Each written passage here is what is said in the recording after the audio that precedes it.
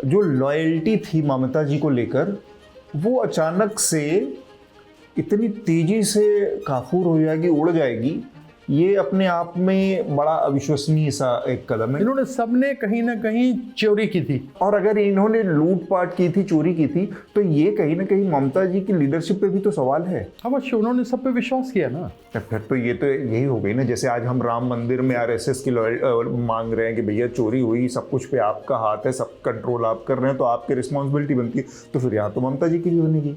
क्या इस तरह की उम्मीद थी कि नतीजे अगर थोड़ा बहुत उल्टे सीधे आते हैं, भारतीय जनता पार्टी के पक्ष में आते हैं, तो इतने बड़े पैमाने पर कोई भगदड़ मच जाएगी कि तृणमूल कांग्रेस अस्तित्व के संकट से एकदम दो चार हो जाएगी? अस्तित्व का संकट नहीं होगा जी। किस नाम ने आप लोगों को सबसे ज्यादा सरप्राइज किया इस पूरे रिबेलियन में? मेरे ख्याल सबको, क्योंकि सब दीदी दीदी दीदी दीदी करते थे। टोटल ऐसा कोई व्यक्ति मुझे दिखता ही नहीं जो दीदी के अलावा कोई बात करता था। क्या सामने ऐसा भी भी जाते कोई रास्ता बन सकता है कि कॉम्प्रोमाइज का फॉर्मूला बन जाए बीच का, कि इनकी लीडरशिप हट जाए और एक नई लीडरशिप आ जाए और सारे लोग एक साथ रह जाएं? किसकी लीडरशिप हट गई? ममता जी की। 2 बार 4 बार का जो पार्लियामेंटेरियन हो उसके ऊपर कोई अंडा पत्थर मार दे, ऐसा रेयर कभी सुनने को मिलेगा। वो जनता के अंदर ये हिम्मत नहीं होगी। आप कह रहे हैं कि ममता जी सबसे बड़ी लीडर हैं, शेरनी है, और वो ज़मीन पर उतर कर माँ माटी मानुस की लड़ाई राजनीति कर रही हैं, लेकिन जो कहानी, जो इतिहास है, वो हमें एक दूसरी कहानी बताता है, और वो बता रहा है कि इतना आसान नहीं होगा दूसरे किसी के लिए वापसी कर पाना। लेफ्ट अभी तक उभर नहीं पाई, जबकि इतना बड़ा उसका साम्राज्य था। तो टीएमसी कैसे इस चीज़ को, इस रिकॉर्ड को तोड़ पाएगी? रिकॉर्ड तोड़ने के लिए ही होते हैं साहब। किसी ने कोई सोचा था कि गावस्कर की 10,000 रन कोई तोड़ देगा? लेकिन ममता बनर्जी एक डायनेमिक लीडर हैं। आप देश भर में देख करके मुझे एक कोई आदमी नेता बता दीजिए जो संघर्ष करके यहां तक पहुंचा हो। नरेंद्र मोदी ने भी ऐसा संघर्ष नहीं किया। लोगों को अपने अहंकार छोड़ने पड़ेंगे, मिल करके जुट करके लड़ना पड़ेगा, और संविधान को बचाना है तो यह तो आवश्यक है। Welcome to NL interviews. आज मेरे साथ एक शख्सियत हैं जिनके पार्टी और उनके राज्य में काफ़ी हंगामा मचा हुआ है, एक भगदड़ की स्थिति है। हम बात कर रहे हैं तृणमूल कांग्रेस की, जहां पर विधानसभा चुनाव के बाद से पार्टी में एक किस्म के भगदड़, एक्सोडस की स्थिति है। 20 के करीब उनके सांसद, 60 के करीब विधायक जो हैं पार्टी का साथ छोड़कर जा चुके हैं।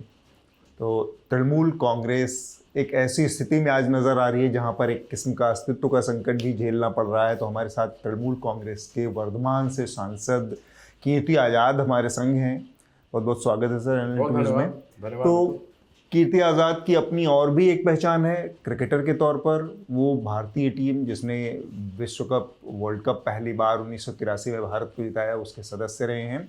लेकिन आज हमारी जो बातचीत का मुख्तसर सा दायरा है वो है कि जो तृणमूल कांग्रेस और बंगाल की राजनीति में आया हुआ तूफान है।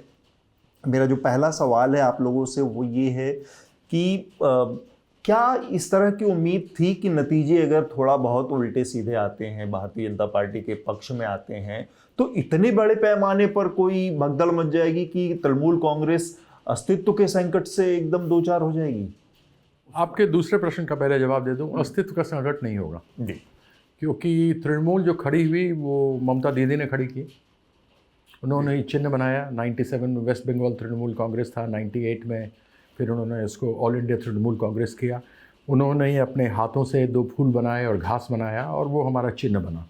तो आज भी अगर कोई व्यक्ति वहाँ पर ये कहे कि वो विधानसभा या लोकसभा का जीत सकता है अपनी मर्जी से, तो वो नहीं है। उसको ममता बंदोपाध्याय का जब तक वरदहस्त नहीं होगा तृणमूल का, तब तक वो वहाँ नहीं जीत सकता।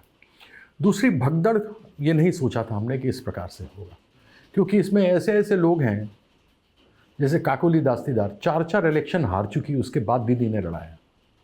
1975 से ही दीदी के साथ थी और दीदी ने उनको आगे बढ़ाया, ऊपर लेकर के आई।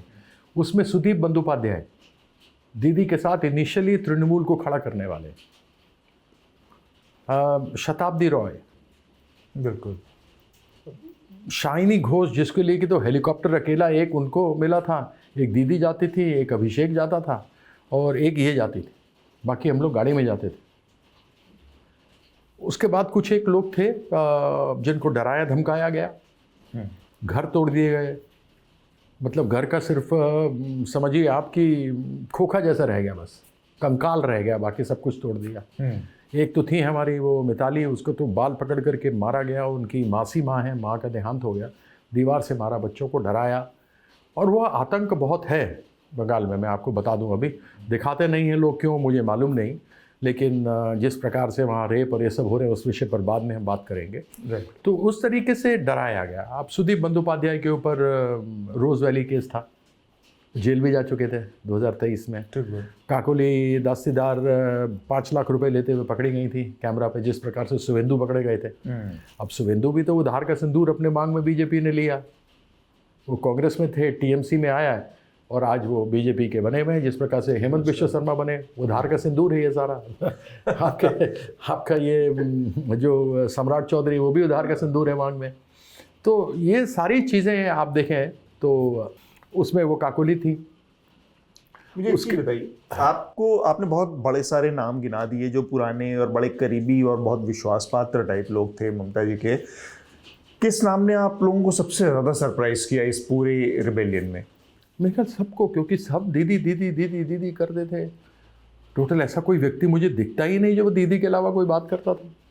इनसे किसी से पूछो तो बोले वो तो दीदी कहेगी, वही हम करेंगे। जब तक ये चुनाव नहीं हुए थे और लोकसभा में 2 साल जो मैंने उनके साथ निकाले, तो हमने कहा भाई ऐसे ऐसे हम लोग करना चाहिए। नहीं, हम तो दीदी से पूछेंगे उसके बाद करेंगे। तो मैंने कहा ठीक है, तो बड़ी सिंपल सी बात है, दीदी से भी इसमें पूछने की बात तो नहीं है। हम लोग को क्या इनका समर्थन करना, नहीं करना, क्या करना, मतलब ऐसी बातें होती थी। नहीं, वो तो जो कहेंगे हम करेंगे। मतलब सब दिखाते थे कि उनकी ऐसी प्रॉक्सिमिटी है दीदी के साथ, और थी भी। ऐसा नहीं है कि नहीं, एक्सेसिबल भी थी। कुछ एक ऐसे थे जिनको की गलतफहमी हो गई, जैसे रचना बनर्जी जैसे, कि मैं जीती हूँ तो अपने आप जीती हूँ, उसको गलतफहमी होगी। शाइनी घोष है, उसको गलतफहमी होगी कि मैं तो इतना बढ़िया भाषण देती हूँ, मैं ऐसे हूँ। सुना उसके ऊपर भी किसी फ्लैट का था। तो एक तो ये कुछ को मैं बता देता हूँ, कुछ को पैसा मिला, उनको बोला गया तुम्हारे केसेस खत्म कर दिए जाएंगे। कुछ को पैसा मिला, कुछ लोगों को पैसा छोटे अमाउंट में मिला, फिर उनका मंथली बांध दिया गया 1-1 करोड़ रुपए महीना। कुछ लोगों को डराया धमकाया गया, लेकिन उसके बावजूद भी दिया गया कि भाई ऐसे नहीं, कॉम्पनसेट करेंगे तुमको। तो इसमें मोस्टली जो लोग गए हैं, इसमें काकोली तो इसलिए गई है क्योंकि उसके मन में अहंकार बहुत था। हम भी जो कभी बात करें उनको, कभी जब वो भी बनाया, विप भी बनाया, तो कभी आते ही नहीं थे पार्लियामेंट। वो तो फ़ोन पे बोलती थी फलाना बोलेगा फलाना बोलेगा। तो ये सारी चीज़ें थी। इसमें 2 तस्वीरें एक निकल कर आ रही है सामने, जो अभी की स्थिति है पार्टी की, और वो दोनों एक दूसरे से जुड़ी है। तो पहला हाफ मेरा ये है कि जो 2 तस्वीरें निकल के आ रही हैं, उसमें एक तो ये कि जो लॉयल्टी थी ममता जी को लेकर, वो अचानक से इतनी तेज़ी से काफूर हो जाएगी, उड़ जाएगी, ये अपने आप में बड़ा अविश्वसनीय सा एक कदम है। इन्होंने डकैती की थी ना। हाँ, इन्होंने सबने कहीं ना कहीं चोरी की थी, इन सबों को डर था। नहीं, मैं सवाल थोड़ा सा मैं और इसको आगे ले आ रहा हूँ कि ये जो लॉयल्टी का फैक्टर था कि माँ माटी मानुस की राजनीति, सबको पता है कि ममता जी सबसे बड़ी और कद्दावर लीडर हैं आज की तारीख में बंगाल की। इसके बावजूद वो लॉयल्टी फैक्टर इतनी जल्दी एकदम से भाप बन के उड़ गया। तो केवल एक चीज़ कहना, और अगर इन्होंने लूटपाट की थी, चोरी की थी, तो ये कहीं ना कहीं ममता जी की लीडरशिप पे भी तो सवाल है। अवश्य, उन्होंने सब पे विश्वास किया ना। सबसे बड़ी बात तो ये है कि उन्होंने विश्वास किया। फिर तो ये तो यही हो गई ना, जैसे आज हम राम मंदिर में आरएसएस की मांग रहे हैं कि भैया चोरी हुई, सब कुछ पे आपका हाथ है, सब कंट्रोल आप कर रहे हैं, तो आपकी रिस्पॉन्सिबिलिटी बनती है। तो फिर यहाँ तो ममता जी की भी बनेगी। नहीं, मैं इस मामले में मानता हूँ कि अवश्य रिस्पॉन्सिबिलिटी बनती है। अगर वो मुझ पर विश्वास करें, अंधा विश्वास करें, और उस विश्वास में मैं खरा ना उतरूँ, तो उन्होंने मुझे देखा नहीं, शायद वो समझ नहीं पाई मैं क्या हूँ। तो इसको लेकर के ये कहा जा सकता है, बिल्कुल कहा जा सकता है। इसमें पीछे की बात नहीं, इसमें तो सीखने की बात है कि जिस पे आपने विश्वास किया उसने आपके पीठ में खंजर भोंका, जिस थाली में खाया उसी में छेद किया। 15 साल तक आप सत्ता भोगते रहे, और जब वक्त आए तो आप भाग लिए। तो ये तो उचित नहीं है। बहुत सारे लोग हमारे कार्यकर्ता जेल गए हैं, जिनके ऊपर कोई अपराध नहीं, कोई कुछ नहीं, डर का, आतंक का माहौल है। एक डॉक्टर शर्मिला सरकार है, पूर्व बर्धमान से, मेरे साथ में लगती हुई सीट है। दादा की हो बे, अंडा डीम मारता है, ऐसे करता है, जाएगा तो गाली देगा, ये करेगा, हमसे कैसे रहेगा। हम बोले रे कुछ नहीं होगा, घबराने क्या बात है, मारेगा डीम, देखेंगे। तुमको चोरी क्या है, तुम भी तो फर्स्ट टाइम आया है। उसको प्रोफेसर बना दिया दीदी ने कि अगर वो रिटायर करेगी तो उसका पेंशन बन जाएगा। लेकिन आप देख लीजिए, वो डरी, बापी हलदार था, मिताली राज थी, मिताली बाग थी, ऐसे ही 3-4 और थे जो फर्स्ट टाइमर, एक पार्थो। तो इन सबों ने छोड़ दिया, इन सबों ने छोड़ दिया। दूसरा इसका जो पार्ट था वो मैं अब जो स्थिति में पार्टी है, जो बची हुई टीएमसी है, उसमें लग रहा है कि एक कॉन्फिडेंस जो है लेवल है ममता जी के लीडरशिप में, उसमें एक बड़ा गिरावट आ गई है। जो ये अभी कुछ दिन जो हाल वाला मसला है उनका, जो भट्टाचार्य जिन्होंने इस्तीफा दिया है, चंद्रमा भट्टाचार्य का इस्तीफा, जबकि इतनी पुरानी लॉयलिस्ट माना जाता था उनको, उनके ऊपर। तो अब जो हो रहा है, ऐसा लग रहा है कि अब ना तो ममता जी बचे लोगों पे उस तरह से भरोसा कर, क्योंकि झटका ही बहुत बड़ा है, और ना वो लोग ममता जी के लीडरशिप पे, तो एक पैरानॉइड सिचुएशन में लोग बिहेव कर रहे हैं। ऐसी स्थिति आ गई है क्या कि कोई पक्ष किसी के ऊपर भरोसा नहीं कर पा रहा है? ऐसे में पार्टी कैसे आगे बढ़े? चंद्रमा भट्टाचार्य के बेटे ने गड़बड़ी की थी। चंद्रमा भट्टाचार्य जिस जगह से चुनाव लड़ती थी वहां से हारती थी। दीदी ने उसको कहा नहीं तुमको जिताएंगे, उसको दूसरी सीट पर लेके आई, वहां से जिताया, उसको मंत्री बनाया। क्योंकि जो लोग उनके साथ में थे, जिन लोग उनके साथ में उस स्ट्रगलिंग डेज में थे या बाद में आए, उन लोगों को दीदी ने पूरा अवसर दिया कि ये लोग को ऐसा नहीं हो कि मौका ना मिले, और वो निकल जाना सच में एक बहुत बड़ी आश्चर्य की बात है। विशेष करके आप जब सुदीप बंदोपाध्याय की बात करें, आप काकोली दास्तीदार की बात करें, कल्याण बनर्जी भी तो उनके समय उनके साथ का है, सेम साथ का है। उस समय से जब पार्टी नहीं बनी थी, बुरे वक्त थे, तब से कल्याण बनर्जी, आज भी देखिए खड़ा है बिल्कुल स्तंभ की तरह, हिला नहीं है। तो ऐसे लोग भी हैं। मैं कहा था, मुझे तो बीजेपी ने सब कुछ दिया, लेकिन मैंने जब जेटली के ऊपर सरकारी कागज़ के साथ कॉर्पोरेट अफेयर्स के कागज़ थे, मैंने जब उनके ऊपर प्रेस कॉन्फ्रेंस की तो मुझे पार्टी ने निकाल दिया, जबकि मोदी जी ने कहा था ना खाऊंगा ना खाने दूंगा। और मैं पड़ा हुआ था कहीं पर, दीदी मुझे जो भाई पोटा करती थी, जिसको भाई दूज कहते हैं, 99 से 2011 तक, मैं 99 में पार्लियामेंट में गया था, उन्होंने उसको याद रखा, मुझे बनाया, मुझे लेकर आई। मैं कैसे गद्दारी कर सकता था? ठीक बात। तो मेरा अगला जो सवाल है कि अब जो एक बड़ा सवाल उठ के आया, जो लोग छोड़कर गए पार्टी को, उनका ये आरोप था कि भाई अभिषेक से उनको ज़्यादा दिक्कत थी। अभिषेक बनर्जी का व्यवहार जो था वो बहुत डिग्निफाइड नहीं था, बहुत ही नेताओं के प्रति एरोगेंट उनका नज़रिया रवैया था। ये क्या ये वजह, आप तो बता रहे हैं कि ये लोग कहीं न कहीं कॉम्प्रोमाइज़ थे, क्या इसमें कुछ हद तक सच्चाई है अभिषेक को लेकर? आप क्या अपना ऑब्जर्वेशन है? ये क्यों हार के बाद आपको अभिषेक बुरा लगा? वैसे अभिषेक को आप चिट्ठी लिखते थे कि फलाने ऑफिसर को चेंज करवा दीजिए, इसका यहाँ ट्रांसफ़र करा दीजिए, इसको वहाँ पर लेकर के आ जाइए, मेरे यहाँ पर ये योजना होनी चाहिए। जनरल सेक्रेटरी तो आप भेजते हैं पार्टी में, वो सब आप उस समय उससे करवा रहे थे। आज हट गए, आपसे कहा गया कि ममता बनर्जी को तुम लोग टारगेट करो, उन्होंने कहा ममता बनर्जी को टारगेट नहीं कर सकते, उनके खिलाफ कुछ नहीं है। तो कहा फिर इसको पकड़ो, अभिषेक को पकड़ो। उसके पास पूरा जो देखा जाए दारोमदार तो उसी के पास था। As general secretary of the party, दीदी तो सरकार देख रही थी, as general secretary of the party वो सब कुछ देख रहा था। आज टारगेट ये बीजेपी इन लोगों के माध्यम से उसके ऊपर कर रही है, बिकॉज वो कमज़ोर करना चाहती है। और एक चीज़ बता दूं, कोई नहीं जीत सकता, ममता बनर्जी का आशीर्वाद नहीं होगा तो नहीं जीतेगा।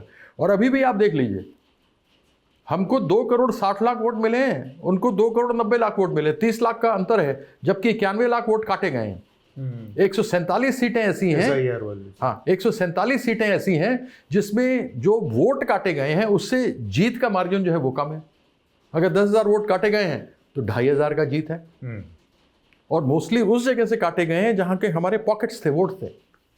तो ये तो स्वतः स्पष्ट हमने देट लिया है, बट कोर्ट के सामने भी जाते हैं। कोई रास्ता बन सकता है कि कॉम्प्रोमाइज़ का फॉर्मूला बन जाए बीच का, कि इनकी लीडरशिप हट जाए और एक नई लीडरशिप आ जाए और सारे लोग एक साथ रह जाएं? किसकी लीडरशिप हट जाए? ममता जी की। ममता जी की लीडरशिप खत्म तो टीएमसी खत्म। ममता जी की लीडरशिप तो हटने का सवाल ही नहीं पैदा होता। वो शेरनी है, शील कम बैक। शेरनी अभी जिंदा है भाई, वो जब तक दहाड़ती कल वो निकली, 10,000 लोग थे कल उनके साथ में जो रेप हुआ है। 4 दिन के बाद वहाँ की सरकार ने, बीजेपी की पश्चिम बंगाल की सरकार ने 4 दिन के बाद संज्ञा ली, जब सोशल मीडिया पर ये आना शुरू हुआ, क्योंकि मेन स्ट्रीम मीडिया पे तो चल नहीं रहा था। जिस प्रकार से आरजी कार का इन्होंने किया, और आरजी कार का रिपोर्ट 2 दिनों के अंदर 48 घंटे में कोलकाता पुलिस ने दे दिया था। फिर भी इन्होंने बाहर से सीबीआई बिठाई कोर्ट से कह के। सीबीआई 62 दिन तक रहा, 62 दिन तक हमें बदनाम करते रहे, और 62 दिन बाद सीबीआई ने भी वही रिपोर्ट दी जो कलकत्ता पुलिस ने दी। शुवेंदु ने इलेक्शन के दौरान ये कहा था कि आरजी कार में जो हमारी बिटिया के साथ हुआ, उनकी मां रत्ना देवनाथ भी थी, जो एमएलए बन गई हैं अब बीजेपी की तरफ से। 7 दिन में सरकार बनने के बाद आरजी कार के जो मुजरिम हैं उनको सजा मिलेगी। आज 2 महीने हो गए, रत्ना देवनाथ उनकी मां बोल रही थी कि मुख्यमंत्री ने कहा था कि 7 दिनों के अंदर हम उनको मुजरिमों को पकड़ेंगे। आज तो 2 महीने हो गए, सरकार ने कुछ नहीं किया। ये परिस्थिति है आज पूर्व बर्धमान में, जो मेरा क्षेत्र है, पूर्व बर्धमान और दुर्गापुर। पूर्व बर्धमान में आज एक लड़की की, आदिवासी लड़की की, नाबालिग लड़की का बलात्कार हुआ है। 2 दिन पहले पश्चिम बर्धमान के मेरे दुर्गापुर में एक आदिवासी बच्ची का बलात्कार हुआ है। दर्जनों बलात्कार हो रहे हैं। ठीक बात। तो ये कांग्रेस, हम देख रहे हैं कि टीएमसी के नेताओं के ऊपर बहुत लोकली भी बहुत गुस्सा लोगों में दिख रहा है। लोग हमले हो रहे हैं, अंडे मारे जा रहे हैं, जूते चप्पल मारे लोगों ने। तो ये स्थिति जो है, आप खुद भी इससे दो चार, आप कभी गए अपनी कॉन्स्टिट्यूंसी इधर बीच, या आपको भी इस तरह का डर है? मैं परसों ही आया हूँ अपनी कॉन्स्टिट्यूंसी से। अच्छा, इस तरह का डर है? मुझे एक चीज़ ये बताइए, एक आम आदमी जो पब्लिक है जी, आप यहाँ से गुजरते हुए चले जाएं, मैं गुजरता हुआ चला जाऊँ, मुझे पहचानेगा, नमस्ते करेगा। वहाँ जो 10-15 लोग हैं बैठे हैं, या तो बस के लिए बैठे हैं, या कहीं आगे जा रहे हैं, चाय पीने जा रहे हैं, कोई बच्चे को स्कूल से लेकर के चला जा रहा है, कोई सब्ज़ी खरीदने के लिए जा रहा है, कोई दूध लेने जा रहा है। उसके पास टाइम है कि इतनी आज़ाद आएगा। फिर उसके पास अंडे भी हो गए वहाँ पे, एक जगह पर जहाँ कुछ नहीं है, वहाँ उसके पास अंडे भी आ गए। वो आम आदमी था और मारने लग गया। ये कैसे संभव है? ये बीजेपी के लोग उनके झंडे देके गए हैं, उनके नाम कैमरे पर पकड़ करके हमने बताए हैं। तो सरकार करवा रही है आपका? बिल्कुल करवा रही है। अब अभिषेक के ऊपर क्या हुआ? अभिषेक के ऊपर या महुआ तो के वहाँ की ऊपर? महिला, मैं आपको बताता हूँ, अभिषेक से शुरू हुआ। वहाँ के महिला के मोर्चा के लोग हैं, हमारे जो आईटीसी का, ऑल इंडिया तृणमूल कांग्रेस का हमारा जो एक्स है, सोशल मीडिया है, उसमें देखिए उस औरत का वीडियो हमने ले लिया। जो नेत्री है, सभापति मतलब अध्यक्ष है, वो कह रही है कि ये आएगा अभिषेक बैनर्जी तो इसको हम लोग डीम से सेवा करेंगे। साथ में 12 महिलाएं उसने खड़ी कर ली है। वो आदमी जिसने पत्थर मारा, जो इतना बड़ा ईंट मारा, अगर उसके हेलमेट ना होता तो मर गया था वो अभी तक क्यों नहीं पकड़ा गया? क्योंकि वो बीजेपी का आदमी था। वो महिलाएं क्यों नहीं पकड़ी गई? कल्याण बैनर्जी जा रहा था, उसके माथे पे मारा, पुलिस थी, पुलिस के बीच में मार लगी। महुआ, उसने तो वीडियो दिखाया कि ये देखो बीजेपी का झंडा है। डीजीपी को बोला, डीजीपी बोला हाँ मैं भेज रहा हूँ, उसे लोकेशन मैप भेजा, वहाँ का एसएचओ तक नहीं आया थाने का। अच्छा। और ये मेंबर ऑफ पार्लियामेंट है। एक चीज़ यहाँ पे जो बंगाल की पूरी राजनीतिक संस्कृति है, वहाँ पर अब इसको आप बहुत ओवर डेमोक्रेटाइजेशन कहेंगे, या लोगों के हाथ में ज़्यादा पावर कहेंगे, या क्या कहेंगे? हम जिस इलाके से आते हैं, जो उत्तर प्रदेश पूर्वांचल का इलाका है, वहाँ पर लोगों की, नेताओं की छवि जो है वो बहुत बाहुबली टाइप होती है। बहुत कम ऐसी किसी की हिम्मत हो कि 2 बार 4 बार का जो पार्लियामेंटेरियन हो उसके ऊपर कोई अंडा पत्थर मार दे। ऐसा रेयर कभी सुनने को मिलेगा। वो जनता के अंदर ये हिम्मत नहीं होगी। कम से कम नेता इस तरह के दबंग छवि वाला होता है। बंगाल में जो हो रहा है और इतने बड़े पैमाने पर हो रहा है, तो ये इसको आप कैसे डिकोड? आपने बिहार की भी राजनीति देखी है और आप बंगाल की राजनीति कर रहे हैं। ये दोनों जगह के राजनीतिक कल्चर में ये बड़ा डिफरेंस है। पब्लिक इतनी इम्पावर कैसे है वहाँ? एडमिनिस्ट्रेटिवली ये total under the control, political control है। ये सरकार नहीं चल रही है, ये बीजेपी चला रही है। बीजेपी की सरकार तो बीजेपी चला रही है। बीजेपी की संस्था चला रही है, ऑर्गेनाइजेशन चला रहा है। ऑर्गेनाइजेशन तो सरकार नहीं चलाता ना, जो विधायक चुने गए वो चलाते हैं। टोटल ऑर्गेनाइजेशन मिल करके ये कर रहा है। कोई एक इनका जो एमएलए वहाँ से लड़ा था महुआ वाले में, जिस क्षेत्र में वो खड़ी हैं, हार गया वो एमएलए बोल रहा है, वो सामने देख रहा है। और वो सबको उकसा रहा है कि अंडे मारो, पत्थर मारो। उसके तो चोट भी लगी है। बंगाल के अंदर पुलिस को टोटल कब्जे में कर लिया है। बोल दिया है किसी के ऊपर कोई कार्रवाई नहीं, बीजेपी वालों के ऊपर नहीं होगी, तृणमूल वालों के ऊपर होगी जो होगा। जो गुंडे हैं, बदमाश है, पकड़ो, लेके जाओ। वहाँ लोगों के पीठ में, पेट में रस्सियां बांध कर उनको ले जाया जा रहा है। हाँ, परेड कर ये तो ह्यूमन राइट्स का वायलेशन है। अगर गलत है ले जाओ तुम ना, उसके ऊपर कोई चीज़ है ले जाओ, तो कानून की कार्रवाई है, किसी ने रोका नहीं तुम्हें। सरकार तुम्हारी है, पुलिस तुम्हारा है, प्रशासन तुम्हारा है, तो लेके जाओ, केस करो। थोड़ा सा मैं इसका और दूसरा एक पहलू है उस पर बात करना चाह रहा था।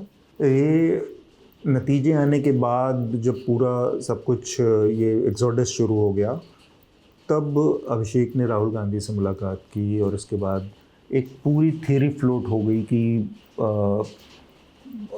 कांग्रेस पार्टी में ममता जी को और अभिषेक को कुछ पद ऑफ़र किए जाएंगे और पार्टी का मर्ज हो जाएगा और वहाँ पर बंगाल में वो कांग्रेस पार्टी के झंडे तले आ जाएंगी। ये जो विलय की पूरी बातचीत है या मर्जर की पूरी कहानी है, ये इसमें किस हद तक सच्चाई है और ये कहाँ जा रही है, किस कहाँ तक पहुँची है? इसमें कोई सत्यता नहीं है। अगर ममता बनर्जी चली जाएगी, तृणमूल खत्म हो जाएगा, वहाँ पार्टी खत्म हो जाएगी। वहाँ देखिए बीजेपी आज भी नहीं है। जिस प्रकार से 1700 अधिकारी ये लेकर के बाहर से आ गए हैं, RO, ARO, observer, micro observer, police observer, central arm police, वो सब इनके थे। कोई कुछ नहीं था। जिस तरीके से इनको मैनिपुलेट करना था एक जगह पर ये कर सकते हैं, लेकिन जब पूरे देश में होता है तो नहीं कर पाते। तभी 400 नहीं ला पाए, 240 में रटक गए और उनको नीतीश कुमार की और चंद्रबाबू नायडू के पैर पकड़ने पड़े थे। तो यह कंट्रोल तो कर सकते हैं वो नहीं। जिस तरीके से इन्होंने इलेक्शन कमीशन आ गया तो चीफ मिनिस्टर का काम खत्म हो गया। तो इसमें कोई है ही नहीं कहीं बात कि किसी प्रकार से भी हमारा पार्टी में इंटरनल फोरम में कहीं कुछ नहीं है, कहीं कुछ नहीं है। हम साथ में लड़ेंगे। लेफ्ट भी रहेगा, अगर वो जोड़ना चाहेगा, कांग्रेस रहेगा, कांग्रेस को कुछ सीट्स दी जाएंगी जहां वो स्ट्रांग है। तो आप लोगों को लेफ्ट से बहुत दिक्कत रही है अभी वो थी ना, लेकिन आप एक चीज समझने के लिए, अब अभी क्या परिस्थिति है, ये 362 क्यों करना चाह रहे हैं? 20 MP जो टूट करके गए, अगर वो अलग होकर एनसीपीआई में जुड़ रहे थे, जो रजिस्टर्ड अनरिकॉग्नाइज्ड पार्लियामेंट्री पार्टी है, जीरो स्ट्रेंथ पे है, जिसने कि 3 साल से कुछ दिया नहीं, उसमें ये चले गए और इलेक्शन कमीशन ने कुछ नहीं कहा।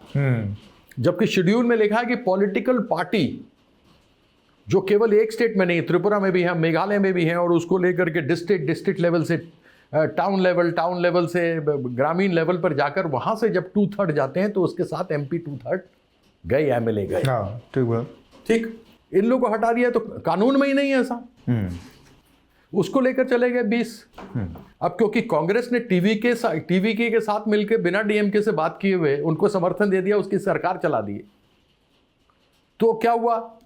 उन लोगों ने कहा साहब हम तो इशू बेस्ड आपको सपोर्ट करेंगे। इनको चाहिए 362, 262, क्योंकि इनको डिलिमिटेशन का कानून 362 चाहिए, sorry I beg your pardon. 543 में 362 चाहिए, 2/3 चाहिए। ये उसके लिए बड़े डेस्परेट है, इनको डिलिमिटेशन कराना है, क्योंकि इन्होंने पिछले इलेक्शन में देख लिया कि 37% वोट है सभी लोगों के साथ मिला करके, अलायंस के साथ मिला करके। वो पुरानी अलायंस नहीं है NDA की जो कभी हुआ करती थी, सभी को मिला के 37% वोट है और सिर्फ 240 सीटें हैं। 63% अभी भी अलग है। तो ये सोचा गया कि अगर ये इस प्रकार से करेंगे तो ये तो 1 नेशन 1 इलेक्शन की बात कर रहे हैं, ये तो बिल्कुल संविधान डिलिमिटेशन वाली बात, डिलिमिटेशन है, 1 नेशन 1 इलेक्शन है। And for all you know कि जो बातें चल रही हैं कि जिस प्रकार से खोमेनी थे प्रेसिडेंट ऑफ ईरान, अब ईरान का प्रेसिडेंट या आपके ट्रंप है, वो प्रेसिडेंट पुतिन है। पार्लियामेंट तो सब जगह है लेकिन चलती नहीं की है, शी जिनपिंग है। हाँ, तो इस तरीके से ही प्रयास इनका है। तो यह यदि आ गया तो भारत भी वैसी ही परिस्थिति में चला जाएगा। इसको लेकर सभी विपक्ष एकत्रित हुए और कहा कि देश हित में संविधान को बचाने के लिए यह आवश्यक है कि हम सब एक साथ लड़ें। एक चीज़ जो पूरे इलेक्शन पर मैं थोड़ा बातचीत करना चाह रहा था, क्योंकि ये जो पश्चिम बंगाल का चुनाव हुआ, इसको एक चीज़ तो कहा जाएगा कि ये बहुत असाधारण तरीके का चुनाव हुआ। जिस तरह का इसमें चुनाव आयोग का रवैया रहा, इंटरफेरेंस रहा, जिस तरह का इसमें सुप्रीम कोर्ट का रवैया रहा, जिस तरह का इसमें बाकी जो मशीनरी है उसका जो हिस्सेदारी रही इस चुनाव में, तो ये साधारण चुनाव नहीं था। किस एक चीज़ ने सबसे ज़्यादा, जैसे मेरा सवाल, आप कह देंगे कि इलेक्शन कमीशन के SIR की बड़ी भूमिका थी, आप कह देंगे कि बहुत सारे जो ऑफिसर्स आए उसकी बड़ी भूमिका थी, या सुप्रीम कोर्ट ने जो कंसीडर नहीं किया बहुत सारे वोटर को उसकी एक बड़ी भूमिका, इन तमाम भूमिका। एक चीज़ हुई IPAC जो कि आपकी रणनीति को मैनेज कर रही थी, चुनावी उसकी रणनीति का प्रबंधन कर रही थी, उसके टॉप अधिकारी को बीच चुनाव के कैंपेन के दौरान गिरफ्तार कर लिया गया। इसकी वजह से क्या आप लोगों का चुनाव प्रभावित हुआ, चुनाव पर बड़ा असर पड़ा? नहीं, मुझे नहीं लगता फ़र्क पड़ा। अगर पड़ता तो ये 30 लाख वोट ही डिफरेंस क्यों होता है 91 लाख वोट कटने के बाद में। ये तो हमें तो 1.5 करोड़ मिलने चाहिए थे, इनको 4 करोड़ मिलने चाहिए थे। अगर एंटी इनकम्बेंसी थी तो हमारा तो 2 करोड़ 60 लाख हमें मिले, 2 करोड़ 90 लाख इनको मिले। वो तो बिल्कुल पलट होना चाहिए था, हमें तो 1.5 करोड़ करीब मिलना चाहिए था, 4-4.5 करोड़ इनको मिलना चाहिए था। तो आप मुख्य रूप से देखें, हाँ, IPAC से लोग नाराज़ थे क्योंकि IPAC ही आता था, तय करता था ये करो वो करो। बहुत जगह पे उन्होंने ठीक भी नहीं किया जो रिपोर्टिंग हमें आ रही है। और मेरे अंदाज में, हो सकता है मैं गलत हूँ, मैं पार्टी की बात नहीं कर रहा हूँ, मुझे ये लग रहा है कि जिस समय इन पर दबाव पड़ा है, इन्होंने सारे कागज़ हमारे कहाँ कौन से पॉकेट है जहाँ पर हमारे वोट्स कटे हैं, इन लोगों ने दे दिए और उसको बीजेपी ने लेके उसको इलेक्शन कमीशन के माध्यम से गड़बड़ किया। प्रमाण नहीं है इसलिए मैं कह नहीं सकता, लेकिन मेरे मन में ये बहुत बड़ी एक भ्रांति है। तो बंगाल की जो राजनीतिक हिस्ट्री रही है, जो ट्रेडिशन रहा है, उसमें हम देखते आ रहे हैं कि बहुत लंबे समय तक लेफ़्ट का दबदबा रहा, और जिस तरह से वो उस काडर को, और फिर वो बड़ा हिस्सा उसका शिफ्ट हुआ जब TMC की तरफ, तो TMC ने एक लंबा समय वो किया। अब जो देखने में लग रहा है कि वही सारा तबका, जो कहा भी जाता है कि वही सारे एलिमेंट्स जो हैं वो सब के सब अब BJP में चले गए हैं, BJP की तरफ शिफ्ट हो गए हैं। ऐसे में आप कह रहे हैं कि ममता जी सबसे बड़ी लीडर हैं, शेरनी हैं, और वो ज़मीन पर उतर कर माँ माटी मानुस की लड़ाई राजनीति कर रही हैं, लेकिन जो कहानी, जो इतिहास है, वो हमें एक दूसरी कहानी बताता है, और वो बता रहा है कि इतना आसान नहीं होगा दूसरे किसी के लिए वापसी कर पाना। लेफ़्ट अभी तक उभर नहीं पाई जबकि इतना बड़ा उसका साम्राज्य था। तो TMC कैसे इस चीज़ को, इस रिकॉर्ड को तोड़ पाएगी? रिकॉर्ड तोड़ने के लिए ही होते हैं साहब। किसी ने कोई सोचा था कि गावस्कर के 10,000 रन कोई तोड़ देगा? किसी ने सोचा था एलन बॉर्डर का कोई तोड़ देगा? किसी ने नहीं सोचा था ब्रैडमैन के 29 सेंचुरियाँ कोई तोड़ देगा? सुनील गावस्कर ने तोड़ दिया। किसी ने सोचा था रिचर्ड हेडली के 434 विकेट हो जाएंगे? कपिल देव ने तोड़ दिया था। रिकॉर्ड होते ही तोड़ने के लिए साहब, क्योंकि देखिए लेफ्ट में वो लीडरशिप नहीं थी, लेकिन ममता बनर्जी एक डायनेमिक लीडर हैं। आप देश भर में देख करके मुझे एक कोई आदमी नेता बता दीजिए जो संघर्ष करके यहां तक पहुंचा हो। नरेंद्र मोदी ने भी ऐसा संघर्ष नहीं किया, अमित शाह ने भी ऐसा संघर्ष नहीं किया। आप जितने चीफ मिनिस्टर बैठे हैं उनको देख लीजिए, किसी ने संघर्ष नहीं किया। लेकिन ममता बनर्जी एकमात्र ऐसी लीडर है जो संघर्ष करके सामने आई है, और वो संघर्ष उनका कल फिर चालू हो गया। लोगों में उनका बहुत प्यार है, और जिस प्रकार से बीजेपी अपनी हरकत कर रही है उससे साफ स्पष्ट हो रहा है कि बीजेपी नहीं रह पाएगी, इनसे सरकार नहीं चलाई जाती। यह अंततः चाहे केंद्र में देख लीजिए चाहे कहीं कुछ देख लीजिए, ये मुगली घुट्टी पिलाते हैं हिंदू मुसलमान की। मुझे थोड़ा सा इंडिया ब्लॉक के ऊपर, बहुत लंबे समय तक इंडिया ब्लॉक कोई संगठित यूनिट के तौर पर एक मैसेज देने में नाकामयाब रहा। 2024 का इलेक्शन बीत गया इस चक्कर में। अब एक बार जब ये नतीजे आए तब ममता जी का एक हुआ, और तब तक ये लग रहा था कि हर हिस्सा, हर जो पार्टी है, रीजनल पार्टी हो या कांग्रेस हो, सब लोग अपने अपने हित के हिसाब से इसमें काम कर रहा है, और वो अपनी अपनी ज़मीन को कोई 1 इंच छोड़ना नहीं चाहता, और एक बहुत लूजली अरेंज्ड एक सिस्टम था जिसको इंडिया ब्लॉक कहा जा रहा था। अब ममता जी ने जब ये नतीजे आए तब उन्होंने कहा कि वो इंडिया ब्लॉक को मजबूत करने का काम करेंगी।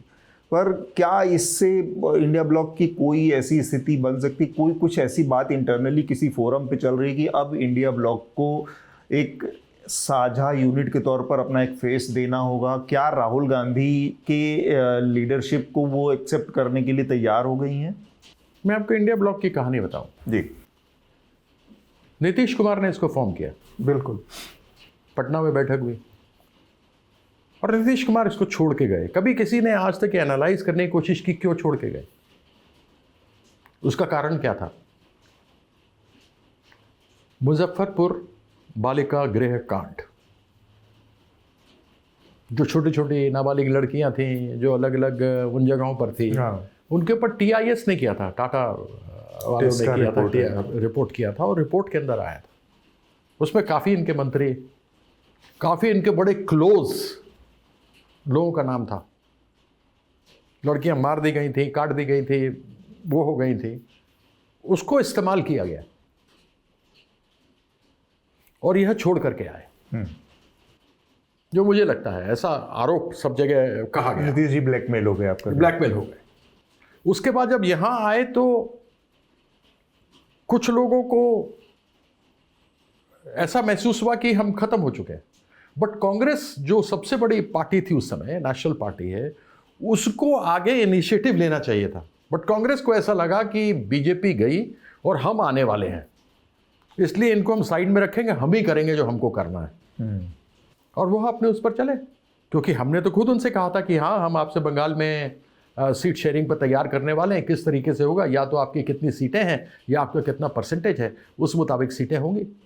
तो ये माने नहीं, इनका कहीं नहीं चला है। वैसे भी नेशनल पार्टी, मेरे पिताजी तो वहीं थे, स्वतंत्रता सेनानी रहे। तो वह एक जो अहंकार था, अहंकार शब्द नहीं होगा, वह या ओवर कॉन्फिडेंस मार गया। हालांकि इनकी सीट डबल हो गई, ऑलमोस्ट 54 से 99 पे आ गए, 100 पे आ गए, बिल्कुल वो ऑलमोस्ट हो गई। बट वो चीज़ नहीं बन पाई। लेकिन बीजेपी 240 पे रह गई। ये माइनॉरिटी गवर्नमेंट है, ऑफ कोर्स, क्योंकि जो इनको 14 और 19 में मिला था, simple majority and good majority, वो नहीं रहा। सो इनका ग्राफ तो गिर रहा है ना। तो ये कैप्चर किस तरीके से कर रहे हैं? स्टेट्स में चले जाओ, इलेक्शन कमीशन को लगा दो। ये ज्ञानेश कुमार आ गया, इसके ऊपर केस थे। इनका एडिशनल सेक्रेटरी में प्रमोशन नहीं हो रहा था because of corruption charges against him. अब ये समझ बन गई है इंडिया ब्लॉक की। बिल्कुल, अब लोग समझते हैं इस बात को। लोगों को अपने अहंकार छोड़ने पड़ेंगे, मिल करके जुट करके लड़ना पड़ेगा, और संविधान को बचाना है तो यह तो आवश्यक है। चलिए, हमसे बातचीत करने के लिए बहुत बहुत शुक्रिया। बहुत धन्यवाद। Thank you. Thank you sir.